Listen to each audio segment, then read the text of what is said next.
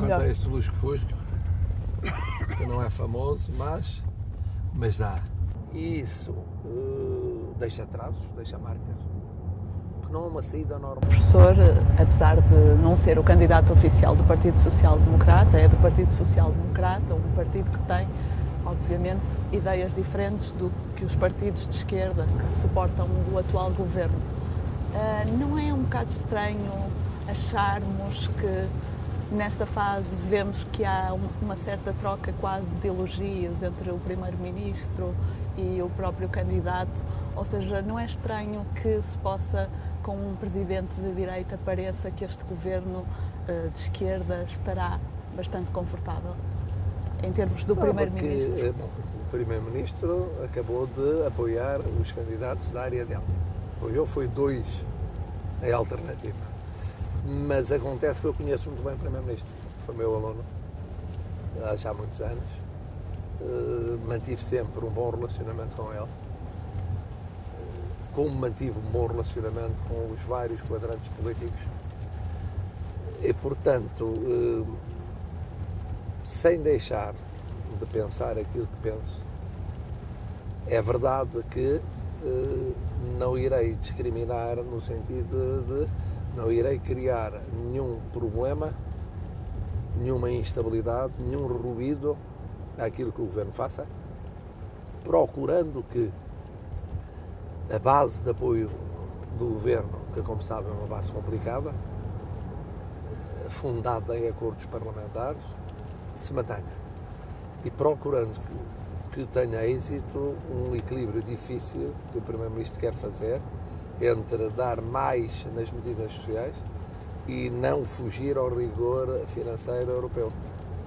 E esse equilíbrio, eu acho que ganha com a presença de alguém que permita, por um lado, fazer ponte com outros setores políticos e, por outro lado, que já teve a experiência até de trabalhar com ele, quando eu era líder do PSD e ele era ministro no Parlamento, dos assuntos parlamentares do governo socialista de António Guterres. Muitas das conversas feitas foram feitas com António Costa para conseguir viabilizar aquele governo. Portanto, não é a primeira vez que eu, se for eleito, terei de dialogar com António Costa. E como é que tem visto as medidas que têm sido tomadas por este governo? Nomeadamente medidas que vêm, de certa forma, atenuar algumas das medidas de austeridade. Há uma parte que me parece que é muito justa. Porquê? Porque os portugueses sofreram inevitavelmente muito nos últimos anos.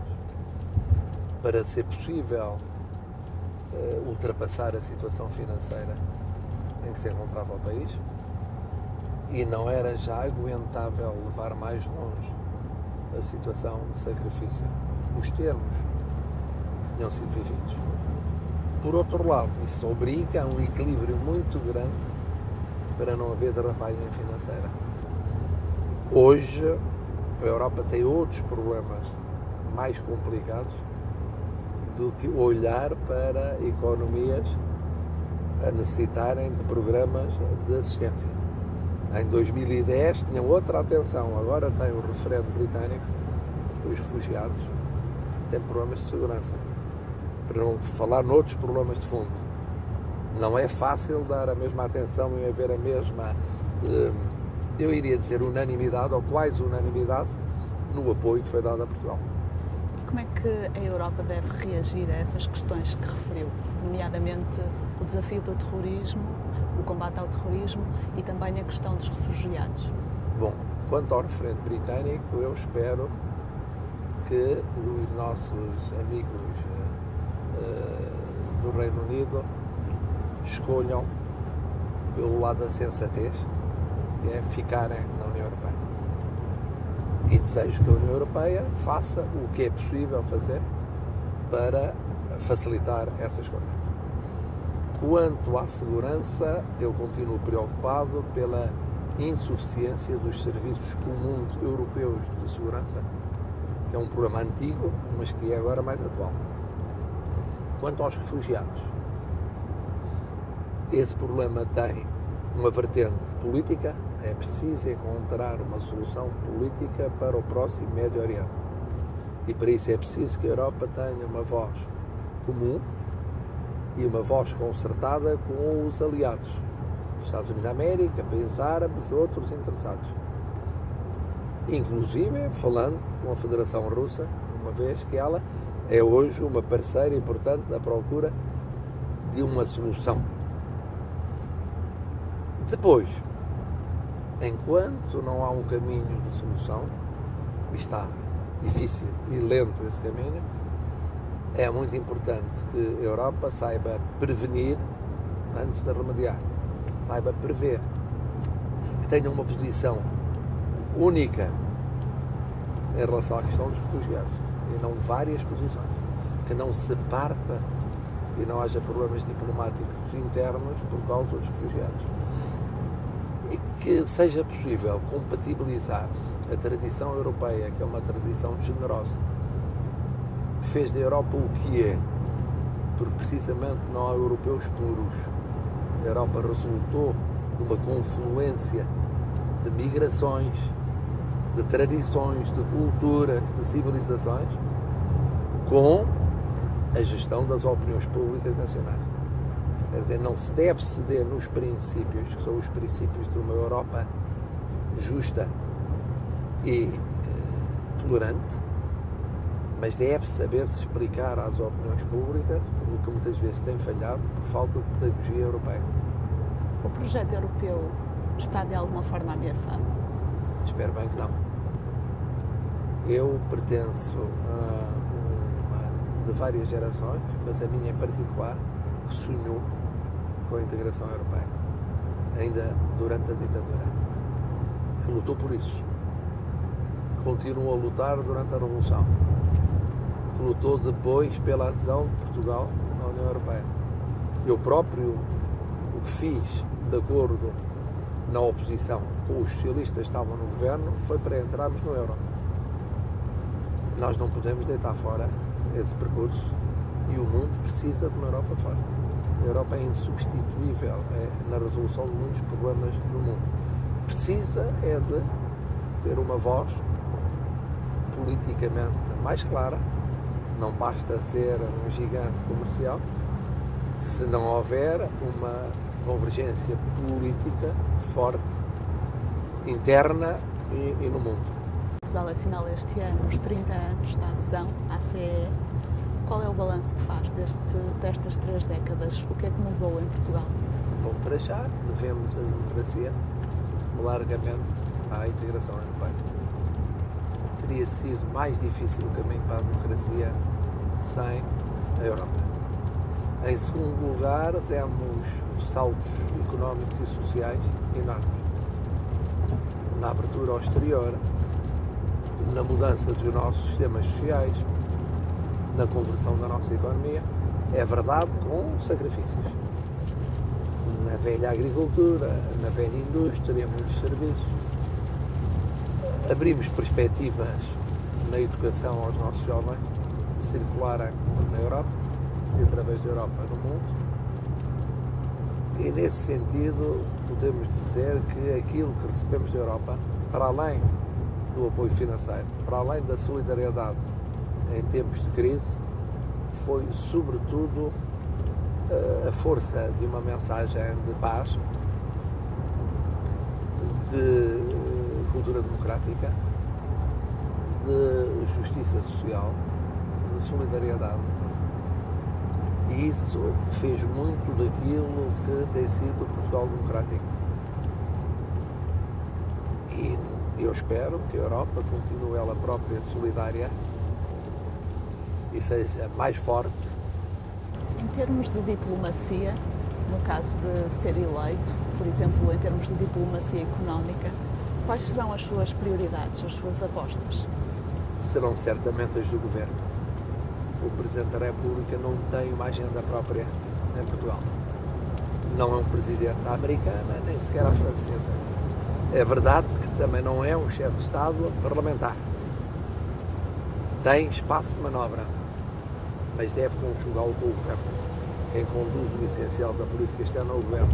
E do que se trata é de, em conjunto com o governo, fazer uma espécie de plataforma. Portugal, uma plataforma, foi a nossa força, através da história, entre continentes, culturas e civilizações. Entre a Europa, 4 dos 5 maiores destinos das nossas exportações são europeus, mas além disso, temos comunidades portuguesas muito importantes espalhadas pela Europa, mas depois da relação transatlântica, temos comunidades portuguesas importantes no continente americano e temos uma relação também muito intensa com os Estados Unidos da América e Canadá, e depois temos um mundo que fala português e que está espalhado por várias comunidades, por vários continentes. E aí, esse mundo já é diferente do que era no começo, porque Portugal, se quiser, deu o pontapé de saída, mas já não pode ter a ilusão de ter um protagonismo que ignora que o Brasil é uma potência emergente e que há realidades no continente africano que podem vir a ser potências regionais. Conjugar estas realidades, penso, é um desafio da diplomacia económica, mas da diplomacia política, da diplomacia educativa, científica, tecnológica, social. Eu penso que é essa a leitura do governo português, que neste ponto também penso que não é muito diferente do que tem sido o consenso nacional. É papel do Presidente convergir, colaborar na realização dessa diplomacia. E tem dito que quer ser um Presidente, que quer ser um árbitro. Em que ocasiões, em que situações é que pode mostrar o cartão vermelho a este governo? Eu sei que à saída de uma crise de formação do governo é muito atrativo discutir, e discutiu-se durante meses, em que situações o Presidente poderia ou deveria dissolver o Parlamento. Eu recusei-me a entrar nesse debate, porque a própria entrada no debate significava criar fatores de instabilidade política, dar a sensação de que na cabeça do candidato presidencial estava o cenário da dissolução, no caso de chegar ao Palácio de Belém, que é o Palácio Presidencial. Na minha leitura da Constituição, a dissolução do Parlamento justifica-se se houver uma crise grave no regular funcionamento das instituições. O Governo com o Parlamento, o Governo com os tribunais, dentro do Governo, o Governo com o Presidente, mas uma crise verdadeiramente grave. Depois, segundo, se não houver a possibilidade de formar outro governo alternativo com a mesma composição do Parlamento, que só tem uma Câmara em Portugal. Se houver, deve preferir-se. Terceiro, se houver uma razoável probabilidade de as eleições seguintes à dissolução oferecerem um caminho alternativo forte, uma solução. Porque senão paga-se um preço. Em Portugal a formação dos governos é muito lenta.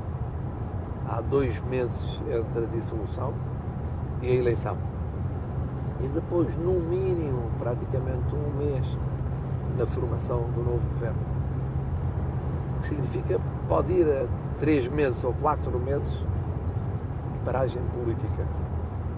Não faz sentido a paragem política se for possível outra solução governativa com o mesmo Parlamento, ou se tudo leva a crer que as eleições não oferecem uma alternativa que constitua a solução para a crise que era vivida.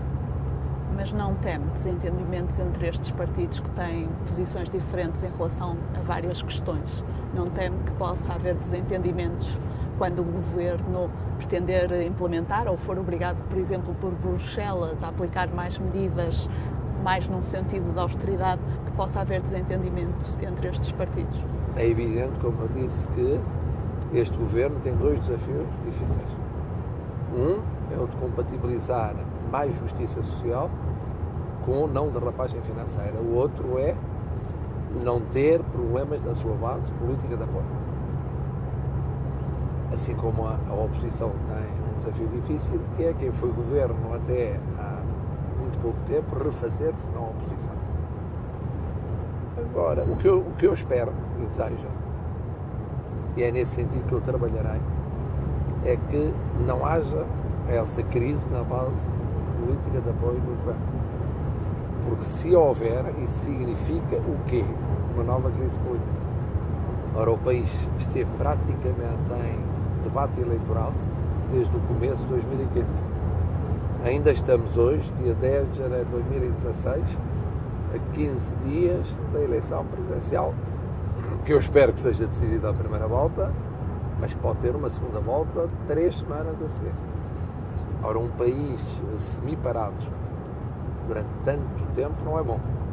Com mais uma crise política a seguir e mais 3 ou 4 meses, isso seria uma muito má perspectiva para as portuguesas e os portugueses.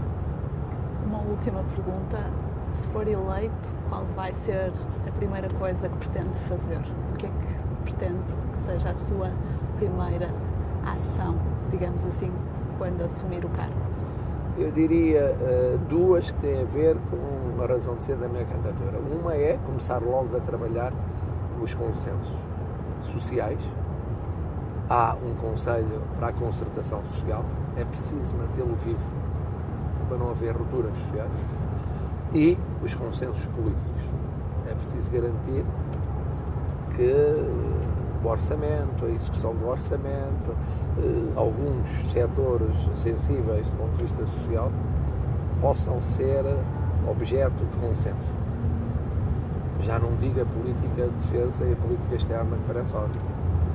A política europeia, mas se for possível, a sustentabilidade da segurança social, a política educativa e mesmo a estabilização do sistema de saúde.